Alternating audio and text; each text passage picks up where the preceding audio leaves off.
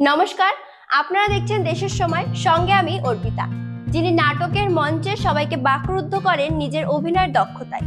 সেটা ছোট পর্দা হোক কিংবা বড় পর্দা, সব চরিত্রগুলোকেই ফুটিয়ে তোলেন নিজের ছন্দে।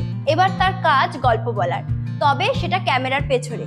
এবার চৈতি ঘোষালের নির্দেশনায় নতুন ছবি আসছে নেভার মাইন্ড, আর তাতে অভিনয় করতে দেখা যাবে তার ছেলে অমর্ত্যকে, দোসর টলি কুইন ঋতুপর্ণা সেনগুপ্ত।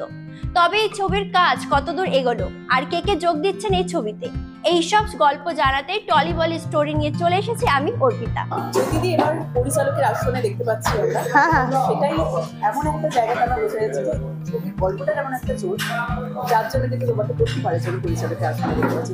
এটা খানিকটা ঠিক যে এমন একটা গল্প, সেটা বলার এমন একটা তাগিদ আমি অনুভব করেছিলাম। আমি যাই কাজ করি, সেটা থিয়েটার হোক বা সিনেমা হোক বা সেই অর্থে টেলিভিশন হোক, সেখানেও কিন্তু আমি ভীষণভাবে আমি তাগিদ অনুভব না করলে আমি করি না। এমনকি টেলিভিশনে তো প্রচুর আজকাল শোনা যায় যে ঠিক আছে করতে, ওটা তো চাকরির মতো। আমি চাকরি করব না বলেই আমি এই কাজগুলো করেছি, তাই জন্য আমি তাগিদ অনুভব না করলে করতে পারি না। আর এখানে তো আমি ঢুকে পড়ে দেখছি আমার মাথার মধ্যে ওই ছবিটা ছাড়া আর কিছু নেই, নেভার মাইন্ড ছাড়া কিছু নেই।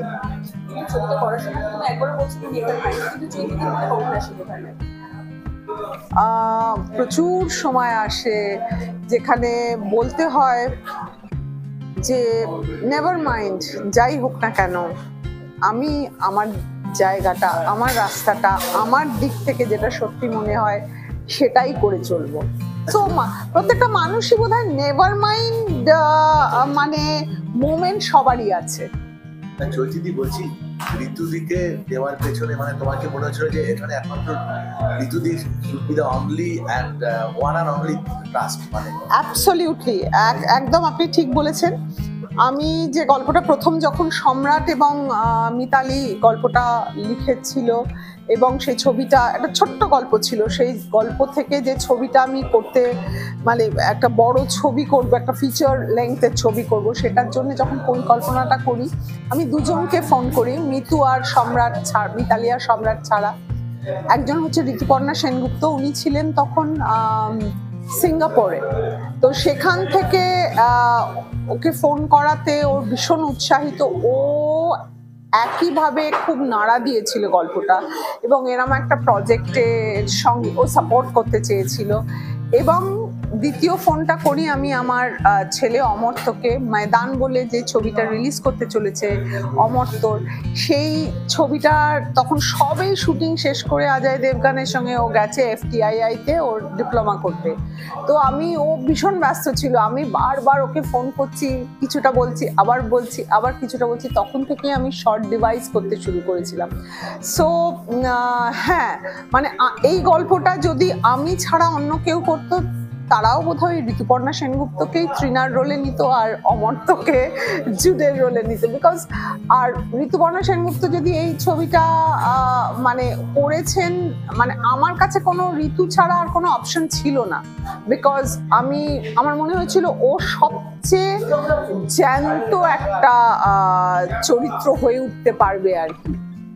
আচ্ছা, তো এই প্রশ্নটা কি ক্লিশে মনে হবে যে যদি আমি প্রশ্ন করি যে চৈতি ঘোষাল বা ঋতুপর্ণা সেনগুপ্ত, তো সেখানে যে একটা নারীর একটা ব্যাপার, যে তাদের নারীর চিত্রায়ন কিংবা তাদের ইস্যুটাকে যে হাইলাইটেড হয় in some way or the other, তাদের যে ব্যাটলটা প্রজেক্টেড হচ্ছে, তো সেখানে because the two of you are in the you are in the director's seat. Yes, she's the protagonist. Absolutely. So you can do more justice to the film. I don't think so that we can do more justice to the film just because we are women. এটা definitely একটা women centric একটা গল্প আছে, কিন্তু আমি বলবো কি যে কোনো শিল্পী, যে কোনো ডিরেক্টর, যে কোনো ক্রিয়েটিভ পারসন, তারা কিন্তু যে ইস্যুগুলো নিয়ে, এটা খুব একটা ইস্যু ভিত্তিক ছবি নয়, কিন্তু যে ইস্যুসগুলো নিয়ে ফাইট করে তারা কিন্তু মানুষ হিসেবে ফাইট করে। সর্বপ্রথম নারী পুরুষ নির্বিশেষে আমি একজন মানুষ, তো সেই মানুষের জায়গা থেকে আমি এই গল্পটা বলতে চেয়েছি, তৃণার পাশে দাঁড়াতে চেয়েছি, এমনকি জুডের পাশেও দাঁড়াতে চেয়েছি। আর ডেফিনেটলি আমার মনে হয় যে মহিলাদের যে ইস্যু বা যে ট্রাভেল বা যে জার্নি, সেটা এখনো জানেন তো মানে প্রচুর বলা দরকার, জোর করে করে। হ্যাঁ, মানে এত এত মানে সেঞ্চুরিজ ধরে ওদের কথা, ওদের গল্প বলা হয়নি, বলা তো দরকার। মানে আমরা না বললে কে বলবে? এখনো অবধি এমন এমন কিছু ইস্যুস আছে যেখানে মহিলা আর পুরুষ আলাদা, তারা অনেক কিছু পায় না, তো এই ফাইটটা তো করতেই হবে। যখন চৈতিদি যখন প্রথম তোমাকে সাজেশনটা দিল স্টোরি লাইনটা, তোমার initial reaction? I was pretty excited কারণ চৈতিদির সাথে এত বছরের সম্পর্ক, দিদি হিসেবে মানে ফ্যামিলি হিসেবে চৈতিদিকে জানি, অ্যাজ আ টেরিফিক অ্যাক্ট্রেস হিসেবে জানি। তার সাথে সাথে মানে চৈতিদির সঙ্গে কাজ করা, যে কাজ করবোই, মানে আনন্দটাই ওয়াজ গ্রেট। প্রথমে যখন শুনিয়েছিল একটা খুব সুন্দর লাইনটা আমার ভীষণ ভালো লেগেছিল, বিকজ মনে হয়েছিল যে অনেকদিন পরে একটা নতুন ধরনের সিনেমা দেখতে পাবে, যেখানে মানে ট্রিটমেন্ট ওয়াইজ, কন্টেন্ট ওয়াইজ, মানে লুক ওয়াইজ সিনেমাটা অনেক অন্যরকম লাগবে দেখতে।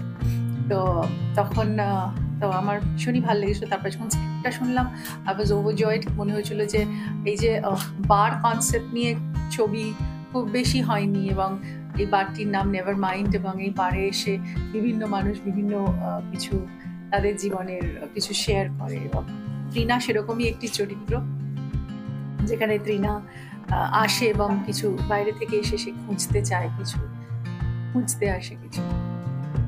তৃণা চরিত্র নিয়ে তুমি বললে হালকা চলো আমরা ফিল্ম দেখি, এবং সব থেকে বড় ব্যাপার নেভার মাইন্ড ছবির নাম।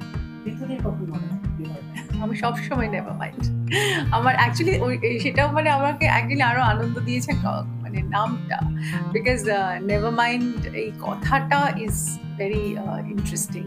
মানে এটা যদি আমরা সত্যি মানে আমাদের জীবনে এটাকে রপ্ত করতে পারি, তাহলে বোধহয় জীবনটা অনেক বেশি ইজি হবে আমাদের জন্য। কোনো কিছু আঁকড়ে না ধরে থেকে মানে যে কোনো কিছু মানে যেগুলো আমাদের জীবনকে পীড়া দেবে, রেস্ট্রিকশনস দেবে, আমাদের জীবনে এগোতে গেলে আটকাবে, সেটা যদি আমরা বলি নেভার মাইন্ড, হতেই পারে লাইফে, এগিয়ে যাও। আমি জাস্ট আমার একটা খুব ইন্টারেস্টিং সিন কমপ্লিট করলাম জুডের। আমার চরিত্রের নাম জুড, যে একজন বার সিঙ্গার এবং একজন অ্যাংলো ইন্ডিয়ান ছেলে। আমাদের এই ছবিটা নেভার মাইন্ডে বেশ ইন্টারেস্টিং অনেক চরিত্রদের একটা মিলন আছে।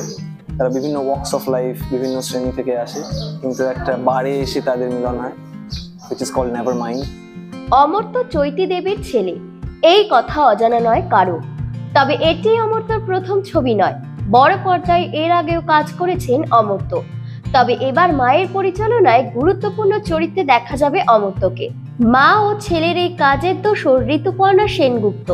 এই ছবির গল্প এক নারীকে ঘিরে, যে তার অতীতের একটি বিষয় খুঁজতে খুঁজতে হাজির হয় একটি বার বা পানশালায়, আর সেখানেই তার দেখা হয় একজন অল্প বয়সী সঙ্গীত শিল্পীর সঙ্গে। সে বারে বারে গান গায়।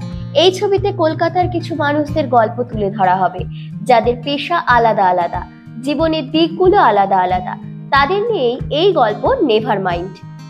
এই ছবিতে পার্ক স্ট্রিটের জীবনযাত্রা, ধরন তুলে ধরা হবে সবকিছুই। গল্পের শেষ হবে একটি মানবিক বার্তা দিয়ে। এই ছবির গল্প লিখেছেন সম্রাট, চিত্রনাট্য লিখেছেন সম্রাট ও মিতালি ঘোষাল রুদ্র। ছবির সিনেমাটোগ্রাফার হিসেবে দেখা যাবে গোপী ভগতকে। ছবির আবহ সঙ্গীত ও গানের দায়িত্ব রয়েছে রূপম ইসলামের কাঁধে। চৈতি ঘোষালের নির্দেশনায় অমর্ত্য ও ঋতুপর্ণার এই যুগলের অভিনয় দেখার জন্য অপেক্ষায় রয়েছে আপামর বাংলা সিনেমার দর্শক। MS প্রোডাকশনের ৭৪তম ব্যানারে মুক্তি পেতে চলেছে এই নতুন ছবি। দেশ বিদেশের সমস্ত খবর জানতে দেখতে থাকুন দেশের সময়।